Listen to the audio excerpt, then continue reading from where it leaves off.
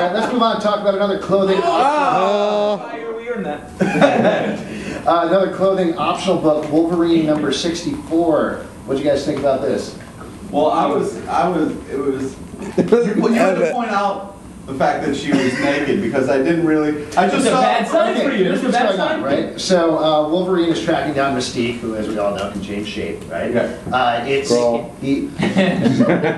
everything's a scroll. He gets to at the end of the book. He's got Mystique in a corner essentially, and there's several panels. Nobody puts Mystique in a corner. Yeah.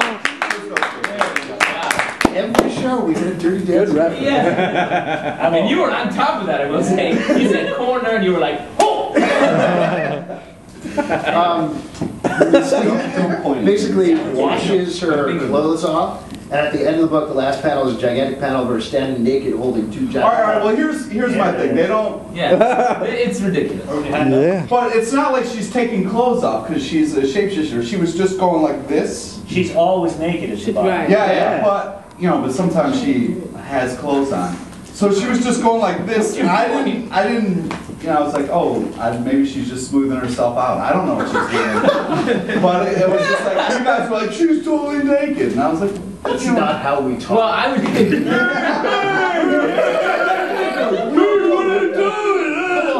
I'm sure that's how you actually hear us. I like this, except for the end. It builds up to like a blatant, like a Maxim-esque end of just like, hey, let's fuck this up. Wolverine tracking her down. But I like that they filled in this backstory of Wolverine, like new Mystique. It's kind of a cool art. Yeah, yeah, I like that. Yeah. Any of you reading Wolverine at all? I am actually. I quite like the fact that that one's been lovingly placed back into its back ordered, whereas this is like, yeah, have this. Well, there's a difference between my comics and their comics, and I back them more because I appreciate the art and the time that people put into comics. So, The time the printer prints them. Pete is going to retire on his collection. that's right. By that, he's going to sleep on it on the streets. Fox. All right, let's move on. Talk about, not to bring this up, Jameson Shadowhunter number 2. I haven't seen this yet. Yeah. You've seen it. Kind of a. It's stuck. I picked the first. That's a little bit of the old Shadowhunter there. I picked the first one up and I was like, oh, this isn't bad. It's not what I thought it was going to be. And then the second one was it went in a completely different direction. It got more TNA, and then it got really weird where she has to decide between her father, who is an evil demon, and her mother, who is an angel. So she decides to kill herself with her own sword. I was like, wow, Jenna Jameson is pro-suicide. Can you compare and contrast this with The Ghost Whisperer, another one of your favorite comics? They love that show. This, in case it wasn't clear from Pete's description, it's essentially a battle between heaven and hell type thing. A girl caught in the middle, and she has secret knife powers. Original Witchblade. It's very much derivative of a bunch of other things. It's not even necessarily terrible. It's just not very good. It's just I would actually say that. I mean, obviously, just quickly clear. I would say it probably isn't that bad because it's actually scripted by Christina Zed. Yeah, It's actually quite a good. She is. Yeah. And obviously it was created by Jenna Jameson, story by Jenna Jameson and Christina Zed and scripted Craft by services Christina by Zed. Jenna. So I'm assuming that Jen's probably gone, hey, wouldn't it be great if we had this woman who was just like Witchblade but wasn't quite. And then obviously get the thing got done. I like the guy's sword. Yeah, and the art is a little more salty, but it's kind of cool. I also, this is going to be the most ridiculous complaint of the night, so get yourselves ready. But the character clearly physically is modeled on Jenna Jameson. She's called like Jezere Jade. Jezere Jade or something. That's like good. awesome. Stinson. Yeah, so she has the initials, but for some reason they've given her brown hair. There's a twist. That's how you tell it's Jenna's not not a really redhead. good. It's a little, so She had brown hair. Wait, your complaint about this comic is that her hair's not blonde? Yeah, it made me really angry.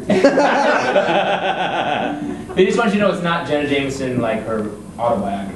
Which may, some people, she's a bit Which might have been better. You know, by changing the color of Jenna Jameson's hair, they are raping my childhood.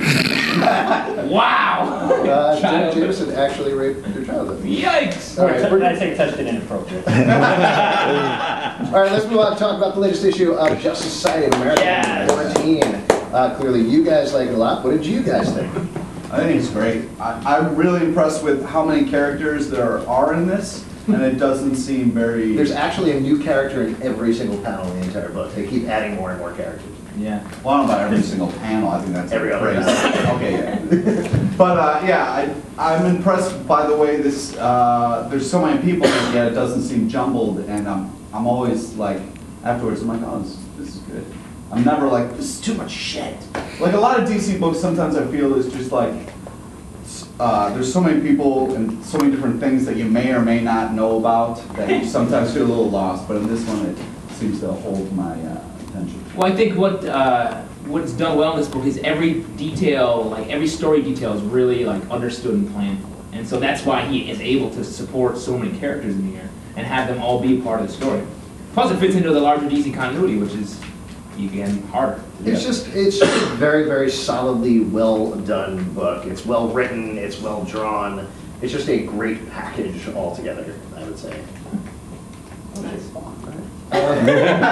So very stoked. Are you guys reading this? I can't read.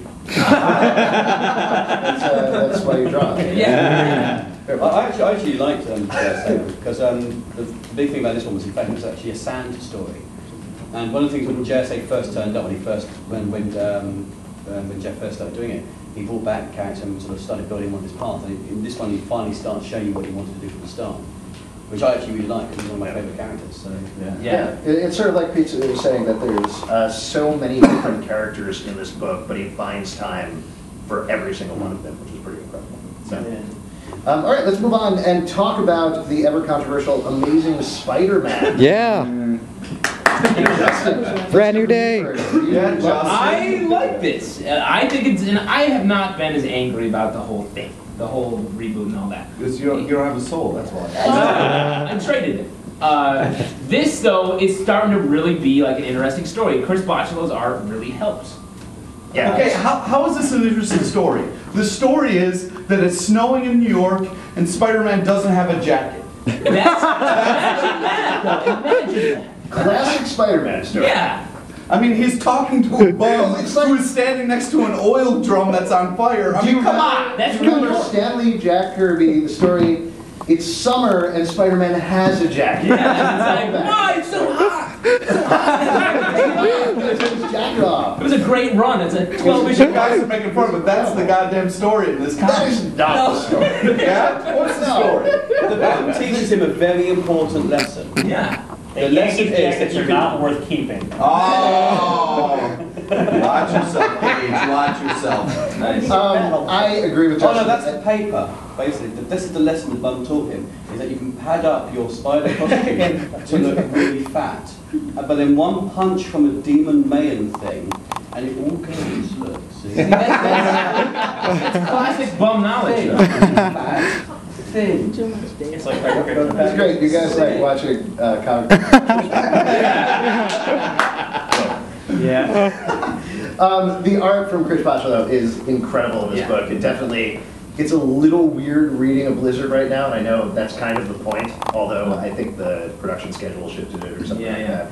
But it's, they leave the sides of the panels off, the pencil thin lines around the panel, so it leaves it white and open. So whenever there's these gigantic Blizzard panels with a tiny Spider-Man walking through it, He's it's so kind of like, cold. He's just Oh, so it's- cold. no. Wait. It's Are you pretty saying simple. that because it's nice out, that the fact that it's winter in that comic bothers you? Wow. And think of all the brown-haired people in that comic. Oh, it's so disgusting. not talking about. Don't look in the mirror, man. I